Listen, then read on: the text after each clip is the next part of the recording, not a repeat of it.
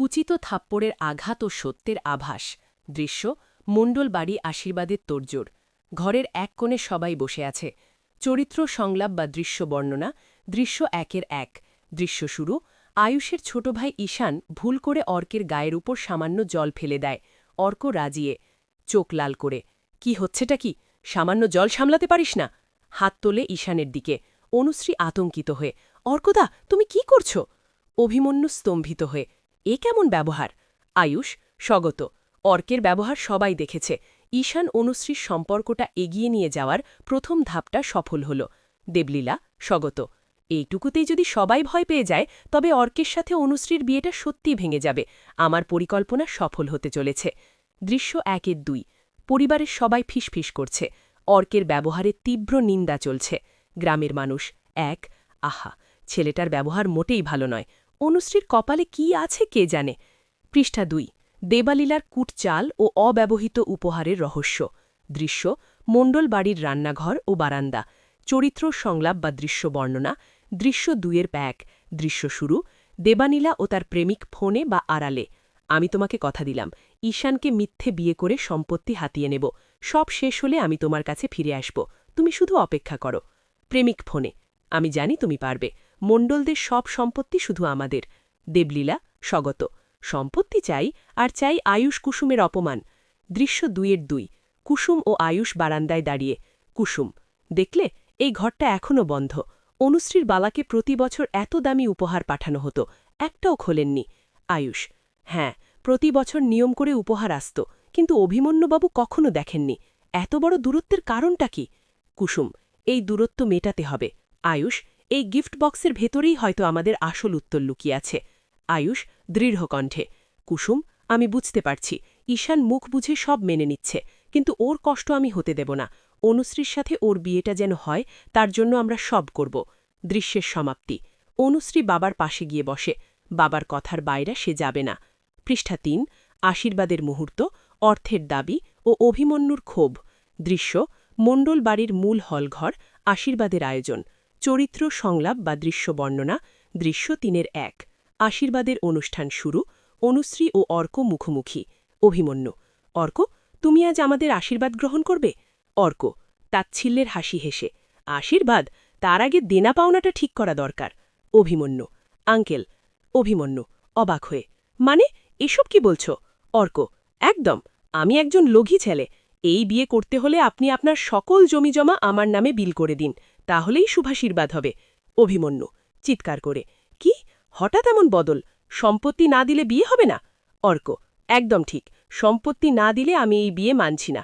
অনুশ্রী বিস্ময়ে, অর্কদা! অভিমন্যু রাগে থরথর করে কাঁপছেন, এ কি শুনলাম? আয়ুষ স্বগত, পরিকল্পনা মাফিক কাজ হচ্ছে। দেবলীলা স্বগত, হতাশায় মুষড়ে পড়ে, সব শেষ, আমার পরিকল্পনা তো ভেস্তে গেল। পৃষ্ঠা ৪। গতরাতের গোপন চুক্তি। অর্ক আয়ুষের কৌশল ফাঁস। দৃশ্য ফ্ল্যাশব্যাক। গতরাতের অন্ধকার। কুসুম, আয়ুষ ও অর্ক গোপন আলোচনায়।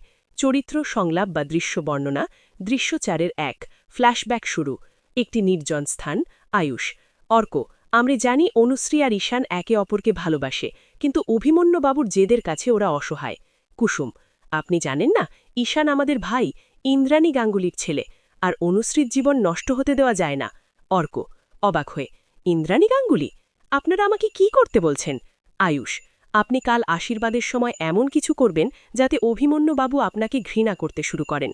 লোভী আর স্বার্থপর হিসেবে নিজেকে প্রমাণ করুন। কিন্তু কেন?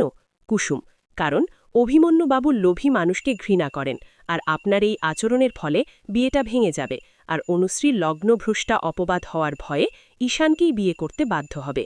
অর্ক চিন্তা করে, ঠিক আছে, ভালোবাসার জন্য আমি এই অভিনয় করতে রাজি।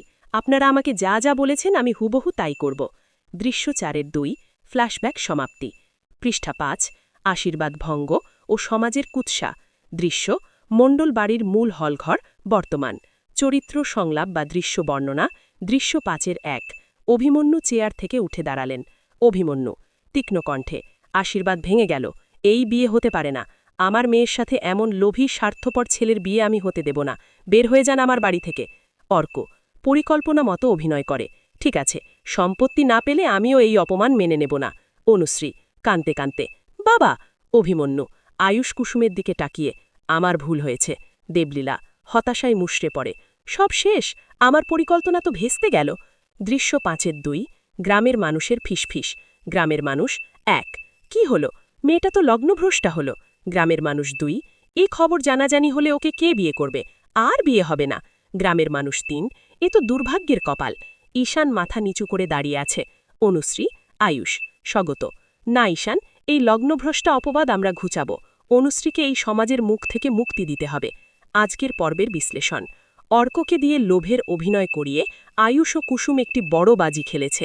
আপাতদৃষ্টিতে অনুশ্রীর বিয়ে ভেঙে গেলেও এই পদক্ষেপের ফলে অভিমন্যুর চোখে অর্কের প্রতি ঘৃণা সৃষ্টি হয়েছে। কিন্তু এর উল্টো ফল হিসেবে অনুশ্রীকে লগ্নভ্রষ্টা অপবাদ দেওয়া হচ্ছে, যা ঈশান ও অনুশ্রীর মিলনের পথে নতুন প্রতিবন্ধকতা তৈরি করল। এখন কুসুম আয়ুষের পরবর্তী পরিকল্পনা হবে এই অপবাদকে কাজে লাগিয়ে ঈশানকে অনুশ্রীর ত্রাণকর্তা হিসেবে দাঁড় করানো। আগামী পর্বের পূর্বাভাস: কুসুম, লগ্নভ্রষ্টা অপবাদ ও অভিমন্যুর অনুশোচনা। দৃশ্য: মণ্ডল বাড়ি, আশীর্বাদের পর চারিদিকে নীরবতা। চরিত্র সংলাপ বা দৃশ্য বর্ণনা। দৃশ্য ৬-১ অনুশ্রী তার ঘরে কাঁদছে। অনুশ্রী আয়নায় নিজের দিকে তাকিয়ে, লগ্নভ্রষ্টা, আমার আর বিয়ে হবে না, বাবা কেন এমন করল। অভিমন্যু দরজার বাইরে দাঁড়িয়ে অনুশোচনা নিয়ে, আমার জন্যই সব হলো, আমি অর্কের মতো স্বার্থপরকে বিশ্বাস করেছিলাম। দেবলীলা অভিমন্যুর ঘরে প্রবেশ করে। দাদা কি হলো, সবাই এই মেয়েটার নামে যা তা বলছে, লগ্নভ্রষ্টা। অভিমন্যু রাগে, চুপ কর দেবলীলা, এবার তুমি কি করবে, সমাজে মুখ দেখাবে কি করে। অভিমন্যু স্বগত, এই অপবাদ থেকে আমার মেয়েকে বাঁচাতেই হবে। পৃষ্ঠা ৭ কুসুম আয়ুষের পরবর্তী চাল ও দেবালীলার নতুন ষড়যন্ত্র। দৃশ্য: মণ্ডল বাড়ির উঠোন, কুসুম ও আয়ুষ গ্রামবাসীর মুখোমুখি। চরিত্র সংলাপ বা দৃশ্য বর্ণনা। দৃশ্য ৭-১ গ্রামের মানুষজন অনুশ্রীকে নিয়ে কথা বলছে। আয়ুষ উচ্চস্বরে, থামুন আপনারা, লগ্নভ্রষ্টা কিসের, অনুশ্রীকে বিয়ে না করে অর্ক বরং অনুশ্রীর জীবন বাঁচিয়েছে।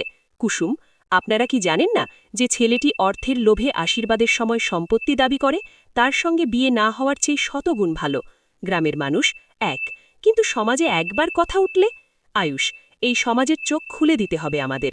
দৃশ্য ৭-২ দেবালীলা তার প্রেমিককে ফোন করছে। অর্ক চলে গেছে, কিন্তু আয়ুষ কুসুম এবার ঈশানকে দিয়ে অনুশ্রীকে বিয়ে দেওয়ার চেষ্টা করবে। প্রেমিক, এটা হতে পারে না। দেবলীলা, ঈশানকে দিয়ে অনুশ্রীকে বিয়ে দেওয়া আটকাতে হবে। আমি এমন কিছু করব যাতে ঈশান নিজেই এই বিয়েদা প্রত্যাখ্যান করে। পৃষ্ঠা ৮ ঈশানের জন্য সওয়াল ও অব্যবহৃত উপহারের দ্বার উন্মোচন। দৃশ্য: অভিমন্যুর ঘর, আয়ুষ অভিমন্যুর সঙ্গে কথা বলছে। চরিত্র সংলাপ বা দৃশ্য বর্ণনা। ৮-১ আয়ুষ অভিমন্যুকে বোঝাচ্ছে।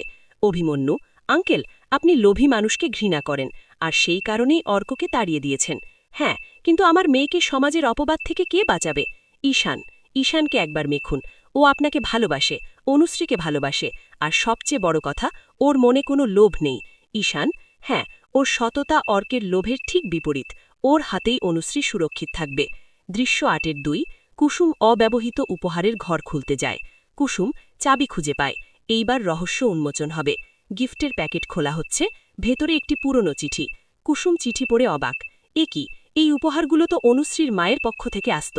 পৃষ্ঠা ৯ অনুশ্রীর মায়ের চিঠি ও আবেগের বিস্ফোরণ। দৃশ্য: মণ্ডলবাড়ির হলঘরে কুসুম চিঠিটি অভিমন্যুকে দেখাচ্ছে। চরিত্র সংলাপ বা দৃশ্য বর্ণনা। ৯-১ কুসুম অভিমন্যুকে চিঠি দেয়। কুসুম, অভিমন্যু আঙ্কেল, এই দেখুন, এই দূরত্ব অর্কের লোভের থেকেও বেশি গভীর। এই চিঠি আপনার সব প্রশ্নের উত্তর দেবে। অভিমন্যু কাঁপতে কাঁপতে চিঠি নেন। চিঠি অনুশ্রীর মা লিখেছিলেন। চিঠির অংশ: আমি জানি তুমি আমাকে ভুল বুঝেছ, কিন্তু আমার মেয়েটার জন্য এই উপহারগুলো পাঠাচ্ছি। ও যেন কখনো নিজেকে একা না ভাবে, ওকেও ভালোবেসো। অভিমন্যু কান্নায় ভেঙে পড়ে। আমার ভুল, আমি অনুশ্রীর মায়ের ওপর রাগ করে ওর উপহারগুলো কখনো দেখিনি। আমার মেয়েকে আমি কত কষ্ট দিয়েছি। অনুশ্রী দৌড়ে আসে, বাবা, মা। বাবা মেয়ের আবেগপূর্ণ